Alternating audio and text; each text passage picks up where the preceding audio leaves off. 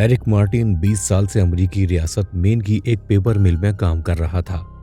2005 में काम के दौरान कुछ सामान उठाते हुए एरिक की कमर में तकलीफ हो गई। अब वो पहले की तरह चल फिर नहीं सकता था। इसी वजह से उसे अपना काम छोड़ना पड़ा। घर चलाने के लिए उसकी बीवी शैली मार्टिन ने नौकरी ढूंढना शुरू कर दी। कुछ ही दिनों बाद शैली को मेन स्टेट के एक छोटे से शहर पाल्मेरा में नौकरी मिल गई। इसके साथ ही एरिक मार्टिन ने पाल्मेरा शहर में ही एक नए घर की तलाश शुरू कर दी ताकि शैली को रोजाना इतना लंबा सफर ना करना पड़े। फिर बहुत जल्द इन्हें पाल्मेरा में इंतहाई कम कीमत में एक घर मिल गया। 2005 में एरिक मार्टिन अपना पुराना घर बेचकर अपनी फैमिली के साथ इस नए घर में मुंतकिल हो गया। ये घर एक फार्म हाउस था जो जंगल के बीचों बीच वाक़ था और इसके इर्द गिर्द काफी दूर तक कोई और घर नहीं था। इस घर के सामने 50 मीटर का खुला मैदान और उसके आगे घना जंगल था। एरिक मार्टिन एक शिकारी भी था, इसलिए जब वो नए घर में शिफ्ट हुआ तो वो अपने साथ कई राइफल्स भी लाया था। लेकिन अपनी बीवी शैली के एतराज पर एरिक ने अपनी राइफल्स डब्बे में बंद करके करीब ही बने मवेशियों के बाड़े में रख दी। 1 साल तक उनकी जिंदगी मामूल के मुताबिक चलती रही। रात को घर के बाहर बैठकर कॉफी पीना और गपशप लगाना इनका रोज का मामूल था। 2006 की एक रात हस्बे मामूल ये लोग बातों में मसरूफ थे कि अचानक शैली को मैदान से आगे जंगल में कुछ रोशनी नजर आई। एरिक, वो देखो, जंगल में किसी जानवर की आंखें चमक रही हैं। इतनी चमकदार और पीली आंखें किसी जानवर की नहीं होती। ये आंखें नहीं हैं, ये तो लाइट्स हैं। लगता है कोई हमारी प्रॉपर्टी में घुस आया है। इसके बाद एरिक अपने बेटे शेन को लेकर जंगल की तरफ जाते हुए जोर जोर से चिल्लाने लगा, ये प्राइवेट प्रॉपर्टी है, तुम यहाँ पर नहीं आ सकते। तुम जो कोई भी हो यहाँ से चले जाओ। एरिक को जंगल की तरफ आता देखकर वो लाइटें आहिस्ता आहिस्ता गायब हो गईं। इन लाइट्स के गायब होने के बाद भी एरिक और शेन कुछ मीटर तक जंगल के अंदर गए। ये प्राइवेट प्रॉपर्टी है, तुम लोग यहाँ पर नहीं आ सकते। अगर कभी दोबारा तुम यहाँ पर आए तो मैं पुलिस को बुला लूंगा। एरिक के खामोश होते ही उन्हें अपने आसपास किसी के चलने की आहट महसूस होने लगी, लेकिन अंधेरे में कुछ दिखाई नहीं दे रहा था। अपने आसपास किसी की आहट से उन्हें लग रहा था कि आसपास कोई खतरनाक जानवर आ गया है। यही सोचकर एरिक और शेन जंगल से निकलकर वापस अपने घर आ गए। 1 महीने बाद एरिक की बेटी चेल्सी का बॉयफ्रेंड नेथन कुछ दिनों के लिए उनके घर आया। एक दिन दोपहर के वक्त चेल्सी अपने 2 पालतू कुत्तों को लेकर नेथन के साथ जंगल में टहलने के लिए निकली। जंगल के पास पहुंचकर उसने अपने दोनों कुत्तों के पट्टे खोल दिए ताकि वो आराम से वहां घूम सकें। लेकिन पट्टे खुलते ही दोनों कुत्ते तेजी से भागते हुए जंगल के अंदर जाने लगे।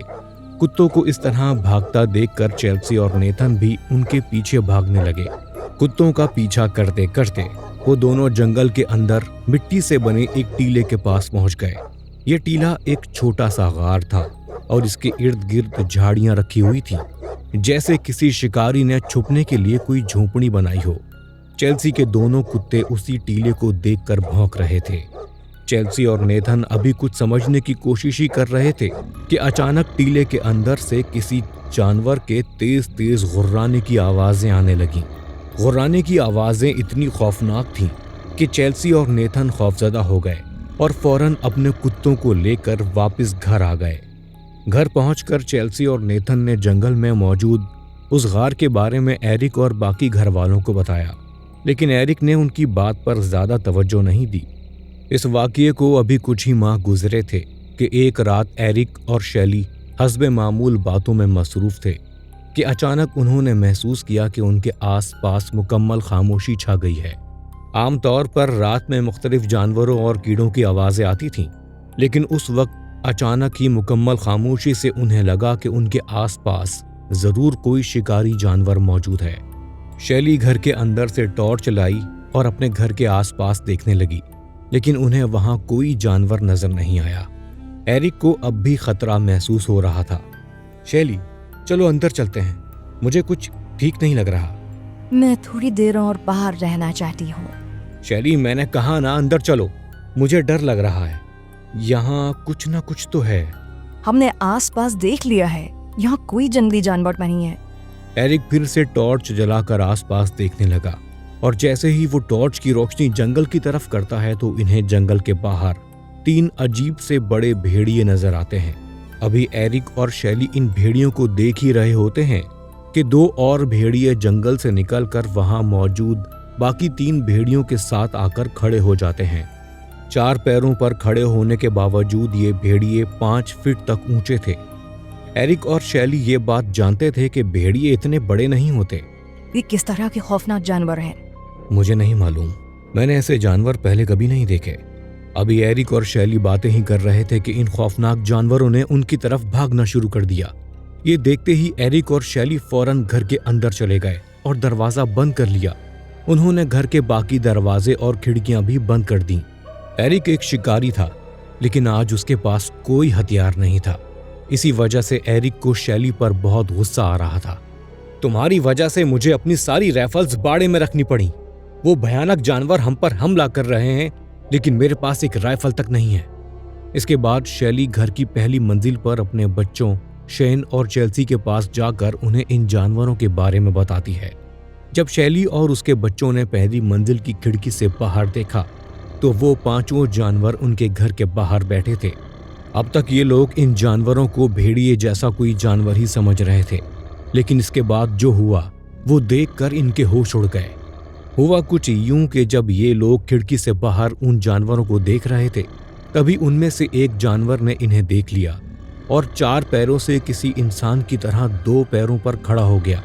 2 पैरों पर खड़ा होने के बाद उस जानवर की लंबाई 8 फीट तक हो गई थी और उसका जिस्म किसी बॉडी बिल्डर जैसा ताकतवर लग रहा था। एरिक और उसकी फैमिली की तरह उनके कुत्ते भी डरे सहमे बैठे थे। मुझे किसी भी तरह गाय के बाड़े तक जाकर अपनी बंदूकें लानी होंगी। तुम घर से बाहर नहीं जा सकते, बाहर बहुत खतरा है। ठीक है, मैं एक काम करता हूँ, मैं कार की चाबी लेकर जाता हूँ और जल्दी से कार को घर के पास ले आता हूँ। तुम सब जल्दी से कार में बैठ जाना, फिर हम यहाँ से निकल जाएंगे। एरिक प्लीज, तुम बाहर जाने का मत सोचो।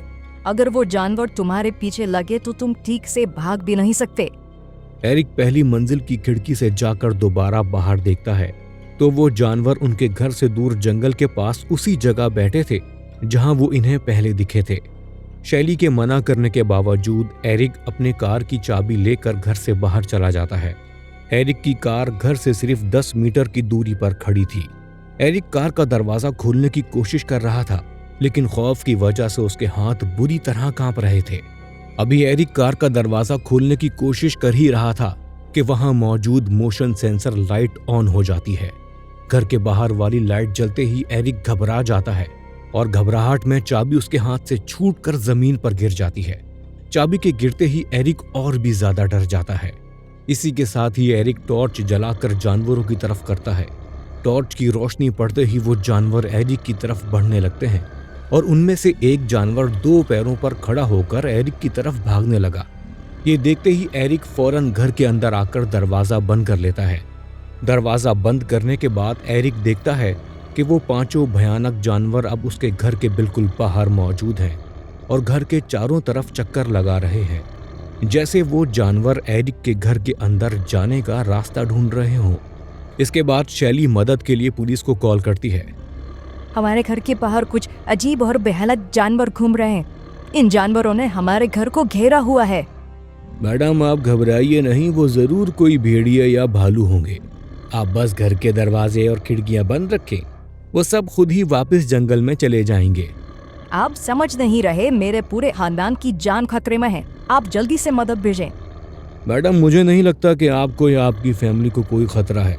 आप अपने घर के अंदर रहिए, अगर आपको वाकई मदद की जरूरत हुई तो मैं जरूर मदद भेजूंगा। पुलिस के इनकार के बाद एरिक और शैली समझ गए कि इन्हें अपनी हिफाजत खुद करनी होगी। घर की खिड़कियां और दरवाजे अच्छी तरह से बंद करके एरिक और शैली अपनी पूरी फैमिली के साथ घर की पहली मंजिल पर बने एक कमरे में छुपकर सुबह का इंतजार करने लगे। पूरी रात ये जानवर इनके घर के बाहर घूमते रहे, कभी छत पर चढ़ जाते, कभी दरवाजा खोलने की कोशिश करते। ये जानवर कभी गुर्रा कर और कभी चिल्लाकर आपस में बातें कर रहे थे। सुबह होते ही इन जानवरों के चलने फिरने की आवाजें आना भी बंद हो गईं। दिन निकलने के बाद जब एरिक घर से निकला तो वो सारे जानवर वहां से जा चुके थे। इस खौफनाक वाक़ये के बाद एरिक अपनी पूरी फैमिली के साथ शहर के बीच एक किराए के घर में शिफ्ट हो गया और कुछ ही दिनों में एरिक ने अपना वो घर बेच दिया।